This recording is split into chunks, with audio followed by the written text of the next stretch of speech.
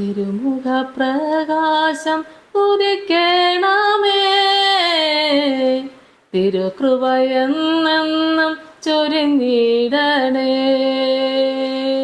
തിരുമുഖ പ്രകാശം ഉദിക്കണമേ, തിരുകൃപയെന്നെന്നും ചൊരിഞ്ഞിടണേ. കർത്താവിന് എനിക്ക് ഏറ്റവും പ്രിയപ്പെട്ടവര് 31 സങ്കീർത്തനം അതിൻ്റെ 15 മുതലുള്ള വചനഭാഗങ്ങൾ വായിക്കാം. എൻ്റെ കാലഗതികൾ നിന്റെ കയ്യിലിരിക്കുന്നു. എൻ്റെ ശത്രുക്കളുടെയും എന്നെ പീഡിപ്പിക്കുന്നവരുടെയും കയ്യിൽ നിന്ന് എന്നെ വിടുവിക്കണമേ. അടിയൻ്റെ മേൽ തിരുമുഖം പ്രകാശിപ്പിക്കണമേ. നിന്റെ ദയയാൽ എന്നെ രക്ഷിക്കണമേ. എൻ്റെ കാലഗതികൾ നിന്റെ കയ്യിലിരിക്കുന്നു. ദാവീദ് രാജാവിടെ വ്യക്തമായിട്ട് പറയാം. ഇനി ഈ ദൈവത്തെ മറന്നിട്ട് എങ്ങോട്ട് പോകാൻ? ഈ ദൈവത്തെ വിട്ടിട്ട് എങ്ങോട്ട് ഓടാൻ? എൻ്റെ കാലഗതികൾ നിന്റെ കയ്യിലിരിക്കുന്നു. എൻ്റെ ശത്രുക്കളുടെയും എന്നെ പീഡിപ്പിക്കുന്നവരുടെയും കയ്യിൽ നിന്ന് എന്നെ വിടുവിക്കണമേ. ഈ ഒരു പ്രാർത്ഥന ഇന്ന് പലർക്കും ആവശ്യമായിരിക്കല്ലേ? നമുക്ക് പ്രാർത്ഥിക്കാം. നമ്മുടെ ദൈവം പ്രാർത്ഥനയ്ക്ക് ഉത്തരം തരുന്ന ദൈവമല്ലേ?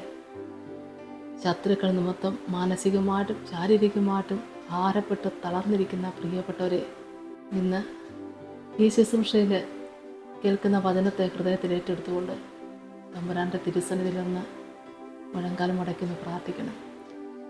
ശത്രുക്കൾ നിമിത്തം ഉണ്ടായിരിക്കുന്ന പ്രശ്നങ്ങൾക്ക് ഒരു വിടുതൽ ഇന്ന് കർത്താവ് തരും എന്നേക്കുമായി. ആമേൻ, സ്തോത്രം. ദൈവം നമുക്ക് വേണ്ടി പ്രവർത്തിക്കും. അടിയൻ്റെ മേൽ തിരുമുഖം പ്രകാശിപ്പിക്കണമേ. നിന്റെ ദയയാൽ എന്നെ രക്ഷിക്കണേ. ഒരു പ്രാർത്ഥന. അടിയൻ്റെ മേൽ തിരുമുഖം പ്രകാശിപ്പിക്കണമേ. ശത്രുക്കൾ നിമിത്തം ഇങ്ങനെ പൂർത്തിയില്ലാതെ, ഒരു സമാധാനമില്ലാതെ നാളുകളായിട്ട് കഴിയുമ്പോഴും ദൈവമേ സ്തോത്രം, ദാവീദ് രാജാവിൻ്റെ വിശ്വാസത്ര വലുതാണ്. പ്രാർത്ഥിക്കുക. അടിയൻ്റെ മേൽ തിരുമുഖം പ്രകാശിപ്പിക്കണമേ. നിന്റെ ദയയാൽ എന്നെ രക്ഷിക്കണമേ. നമുക്ക് അങ്ങനെ ഒരു പ്രാർത്ഥന വെച്ചാൽ മതി ദൈവമക്കളെ. ശത്രുവിനെ സ്നേഹിക്കാൻ കർത്താവ് നമ്മളെ പഠിപ്പിച്ചിട്ടില്ലേ? ശത്രു നിമിത്തം ഉണ്ടായ നാശനഷ്ടങ്ങൾ ചെറുതായിരിക്കില്ല. മനസ്സിനുണ്ടായ ഏറ്റവും വലിയ മുറിവുകൾ, ശാരീരികമായിട്ട് അനുഭവിക്കുന്ന കഷ്ടപ്പാടുകൾ, ദൈവമക്കളെ നഷ്ടപ്പെട്ട മുതലുകൾ, എന്തെല്ലാമാണ് ഒരു ശത്രു നിമിത്തം ഉണ്ടായിരിക്കുന്നത്.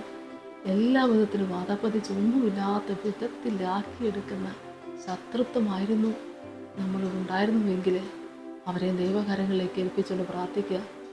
ദൈവമേ, അവരും അറിയാതെ ചെയ്തത് ദൈവം അവരോട് ക്ഷമിക്കട്ടെ. ശത്രു നിമിത്തം ഉണ്ടായ സകല കഷ്ടതകൾക്കും ഇന്നെൻ്റെ കർത്താവ് നമുക്ക് സമാധാനം തന്ന്, ഉത്തരം തന്ന്, നഷ്ടപ്പെട്ട താലന്തുകൾ തിരിച്ചു തന്ന് കർത്താവ് എല്ലാവരെയും അനുഗ്രഹിക്കട്ടെ. നമുക്ക് പ്രാർത്ഥിക്കാം.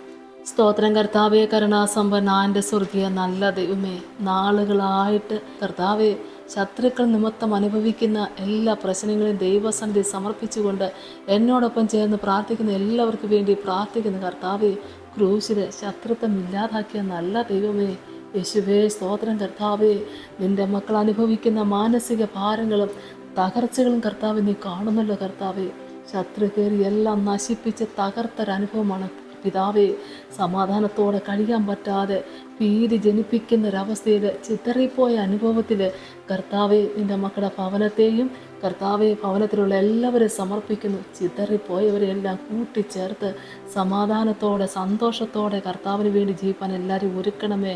കർത്താവെ നിൻ്റെ മക്കളെ നശിപ്പിച്ച, കുടുംബം തകർത്ത, തൊഴിൽ മേഖല തകർത്ത, ദാമ്പത്യ ജീവിതം തകർത്ത ശത്രു ഇനി ഒരിക്കലും കടന്നു വരാതിരിക്കേണ്ടതിന് ശത്രുക്കൾക്ക് മുമ്പിൽ കർത്താവെ മേശൊരുക്കുന്ന പൊന്നു കർത്താവെ, നിൻ്റെ മക്കൾക്ക് അവിടുന്ന് തീ മതിലായി നിന്നുകൊണ്ട് സംരക്ഷണം കൊടുത്ത് കർത്താവ് കാത്തുകൊള്ളണമേ.